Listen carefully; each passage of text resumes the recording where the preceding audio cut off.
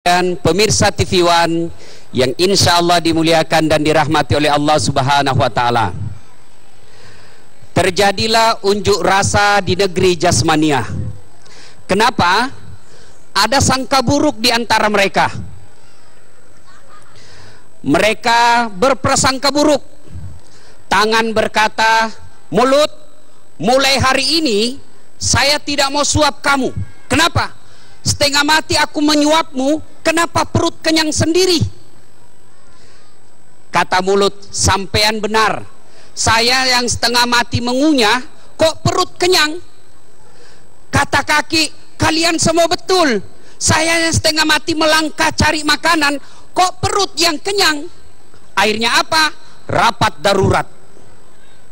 Rapat darurat memutuskan, mulai hari ini mogok makan. Kenapa? Kami yang setengah mati bekerja, kok perut kenyang sendiri? Akhirnya diputuskanlah mulai hari ini tangan tidak mau menyuap, kaki tidak mau melangkah, mulut tidak mau mengunyah, mata pun tidak mau mencari. Akhirnya hari pertama masih bertahan, hari kedua mulai redup, hari ketiga mata pun sudah tidak bisa terbuka. Akhirnya lobet mereka ini Jasmania. Rapat darurat lagi. Mulut berkata, betul saya mengunyah. Tangan berkata, betul saya menyuapi kamu. Mata pun berkata, betul saya mencari mana yang baik. Tangan, kaki berkata, betul saya melangkah mencari sesuatu yang baik. Betul perut kenyang, tapi dia tidak kenyang sendiri, dia hanya kenyang sesaat. Setelah itu dibagi ke seluruh anggota tubuh sehingga kita bisa bekerja. Rapat darurat memutuskan mulai hari ini mogok makan berhenti. Kenapa? Merugikan diri sendiri. Demikian juga Republik Indonesia. Tidak boleh hanya satu orang yang kenyang, tidak boleh hanya sekelompok orang yang kenyang, tidak boleh hanya sekelompok komunitas saja yang menikmati Republik Indonesia ini. Kenapa? Jika hal itu terjadi, maka akan jadi perpecahan.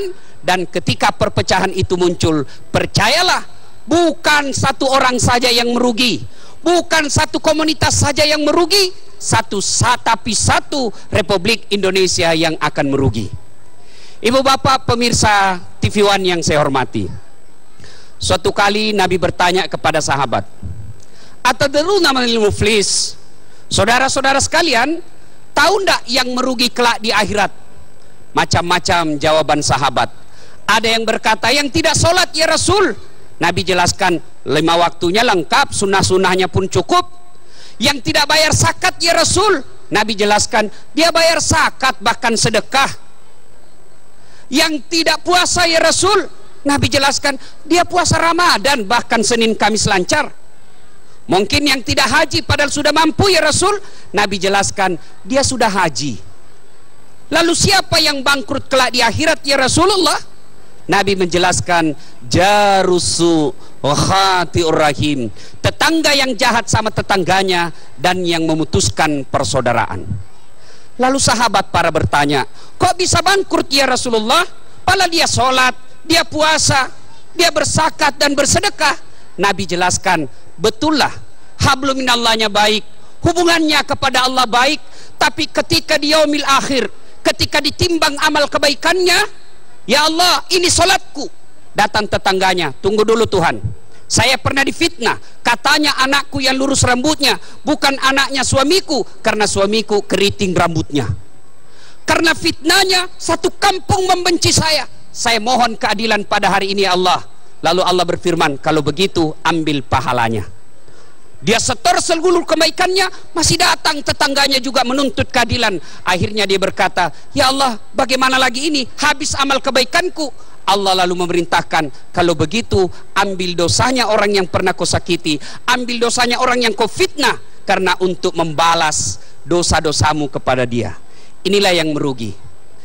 TNI hadir untuk memecahkan, untuk mempersatukan kita. TNI hadir untuk mempersatukan kita. Bagaimana repotnya seorang mubalik ketika kekacauan ada di negara kita.